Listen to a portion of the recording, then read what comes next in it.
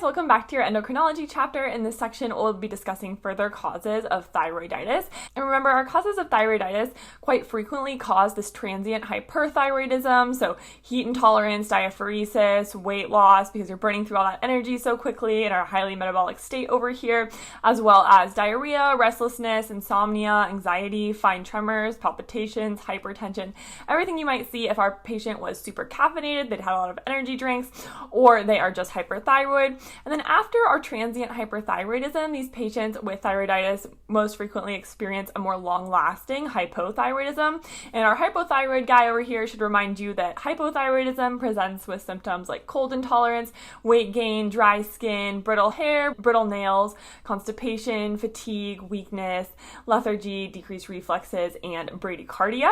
And then if we have really severe hypothyroidism, this can sometimes lead to myxedema coma, which is decreased mental status, hypothermia, and slowing or failure of multiple organs, which can be life-threatening.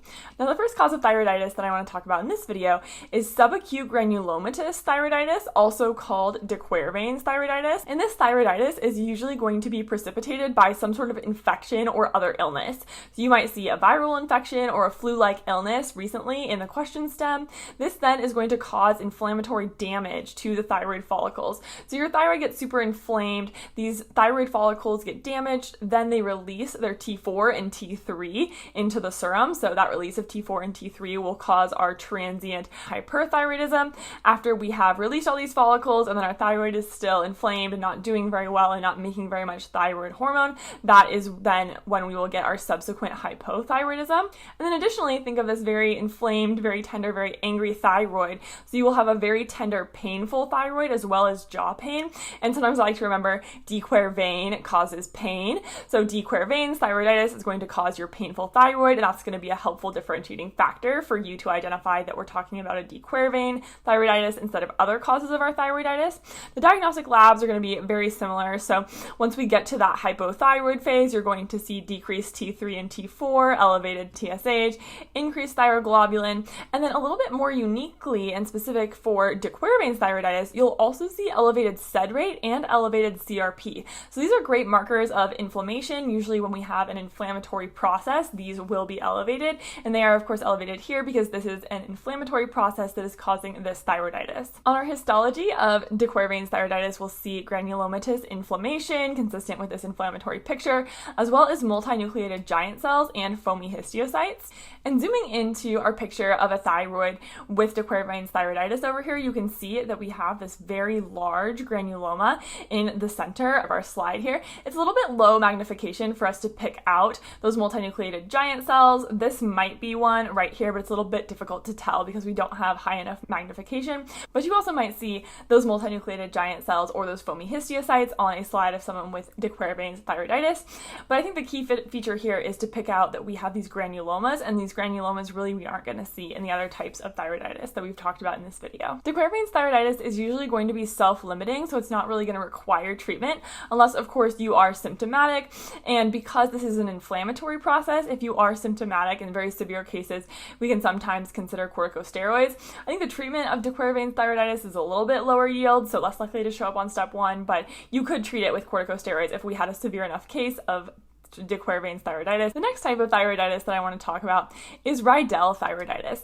And Riedel thyroiditis is going to be an IgG4 related systemic disease that is going to lead to the replacement of our thyroid tissue with this fibrous tissue with inflammatory infiltrates. And that's going to be important because essentially we have our thyroid functioning and working normally, and then our thyroid cells that are responsible for producing our thyroid hormones get displaced by this fibrous tissue with inflammatory infiltrates. And of course, this fibrous tissue does not create T3 or T4, and that is why we will see low levels of T3 and T4 in Riedel thyroiditis. In Riedel thyroiditis, we have a fixed rock-like painless goiter. That makes sense, right? Your thyroid is enlarged because we have this hard fibrous tissue replacing the normal thyroid tissue.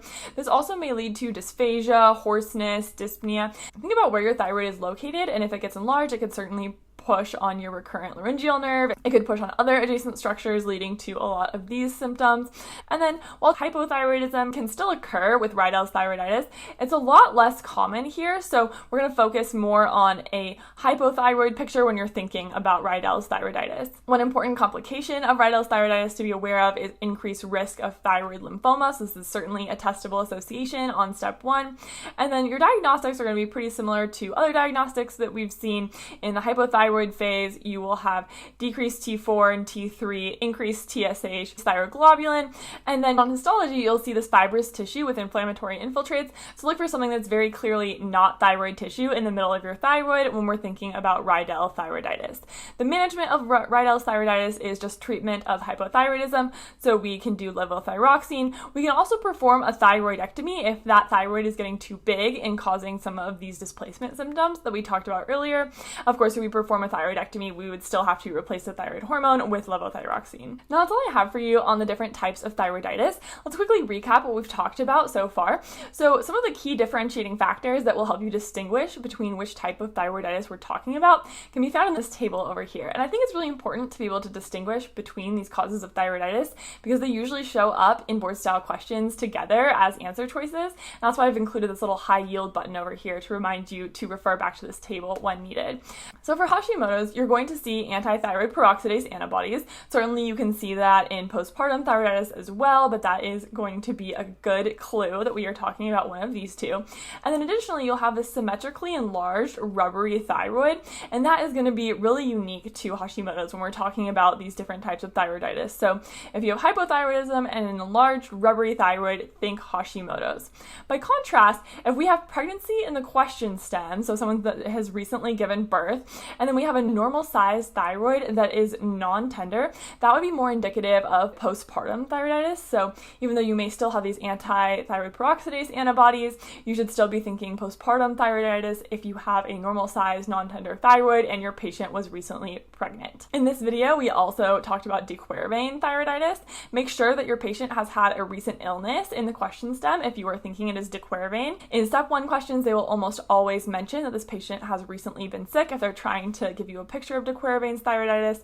And then additionally, remember, de Quervain is the one that causes pain. So we are going to see that painful thyroid, and that little rhyme can help you remember that this is going to be one of the only types of thyroiditis to actually cause a painful thyroid. And then finally, talking about Rydell's thyroiditis, this is when we have that hard, immobile thyroid, and I like to think Rydell rock-like. So if you have that hard, immobile thyroid, you're actually seeing some mass effect and might have these symptoms of dysphagia, hoarseness, or dyspnea, then I think it's a good bet to look for Rydell's thyroiditis as an answer choice. Now that's all I have for you on thyroiditis. I hope this video was helpful, and I'll see you next time.